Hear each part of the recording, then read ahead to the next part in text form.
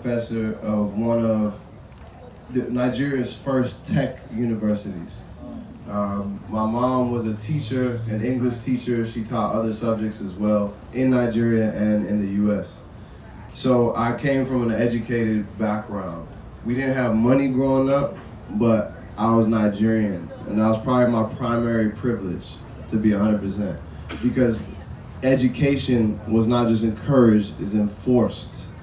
I didn't know that there were other schools other than Harvard, MIT, Yale, Wellesley College, and whatever others, UPenn, that my siblings went to that were older. I literally didn't know like there were other schools. So that became my mindset, like, all right, cool, I'm gonna go to one of those schools. Education was always something that you share. So I tutored from a very early age. When I got into college though, man, I was smoking weed. I'm trying to be a rapper, dog. Kanye West talking about college dropout and graduation. I ain't trying to do this shit. So I wanted to dip. Halfway through, I was suicidal. I was rock bottom. Anybody who's been rock bottom, which is probably all of you, knows there's a basement below rock bottom. That's where I was at.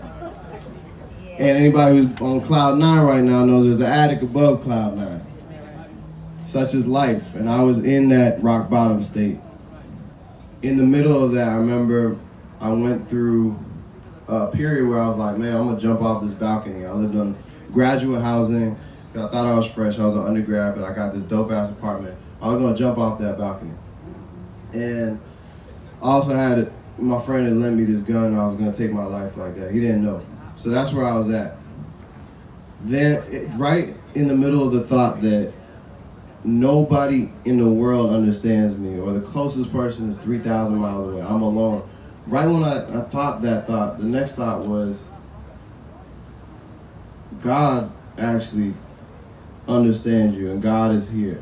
Yes. Now, I hadn't really been on my spiritual game at all, but at that moment, as soon as that thought came to my head, my arms outstretched, my eyes went back in my head. I don't remember what happened, but I felt like I was in a black body of water, and I was rising in water.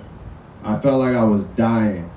And so I realized that, and I begged whatever it was, spirit, God, just anything, life, please let me go. I'm not done.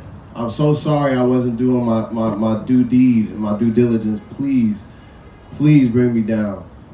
And after begging for what felt like eternity, I was back into my body. My white tee was a Pro Club white tee. I'll never forget. I got it at the swap meet here. It was drenched with my tears in reality, but on a metaphysical plane, it felt like it was drenched with water that I was in, that black abyss that I was in. Long story short, my friends came in, they found me like speaking in tongues if you're Christian. You laughing at long story short. All right, long story long. Pardon me. I woke up the next day and I felt like the Buddha, baby. I was blissful. And I started telling everybody about God, which at Stanford at the time was not like the coolest thing. You know what I mean? Not that people didn't believe, but it wasn't what I did. I was the cool political rapper, cocky, pretty boy, thug wannabe kid on campus. I was trying to be that. All of a sudden my ego was gone, and all I had was like my tunic, my beard grew all of a sudden within weeks, and it was miraculous. I went from the Puerto Rican chin strap and little Dominican mustache to like a man. Boom, a man. And that experience sent me out of class. I couldn't focus. All I wanted to talk about was spiritual things. So I had my family did what every Nigerian family does when their little kid is acting up. They sent me back home to Nigeria. Gotta go. So, what year were you in? I just finished sophomore year, and so I was halfway through. I went to Nigeria. I went to like revisit where Fela was walking, and it was there, like thinking about Fela Kuti, that I was like, yo, I know what I want to do. I want to go back and I want to study rituals and ceremonies I want to figure out what happened to me because nobody can explain it. Not Christianity, not Islam, not Buddhism. I was a monk for a year with all these religions. I was just delving into the temples. And I went back like, I'm gonna make a major that suits me. You can't let college or school work you. You know, you make it work for you. Yeah, mm-hmm. So that's what made me create my own major. Thanks. That was wholesome. Yes. Thank you.